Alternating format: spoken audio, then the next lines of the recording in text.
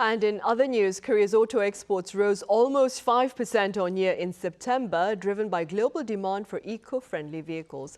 Our correspondent Lee Soo-jin has more. South Korea's auto exports reached a new monthly high in September. Data released by the Ministry of Trade, Industry and Energy on Thursday showed that the value of car exports stood at $5.5 billion, surpassing the previous record of $5.2 billion set in September last year. This is also up 4.9% compared to September the previous year.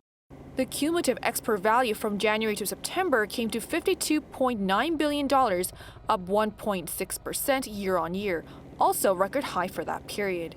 The ministry said robust exports were mostly driven by high demand for eco-friendly vehicles and a recovery in outbound shipments from GM Korea, the country's third-largest automaker.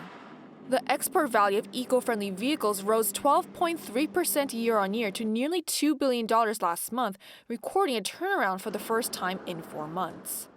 This was led by the value of outbound shipments of hybrid models such as Hyundai Motor Santa Fe and Tucson, as well as Kia's Carnival, surging more than 75%.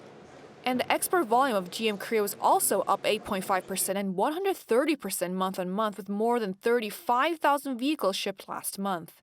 Domestic production levels were also up 1.7% compared to a year earlier, with over 307,000 cars manufactured last month. While there was one less working day compared to September last year, monthly production levels were able to recover to the 300,000 range for the first time in 3 months thanks to the high overseas demand. And while overall domestic sales fell 2.3% compared to the previous year, the high demand for eco-friendly vehicles was also seen in Korea as well.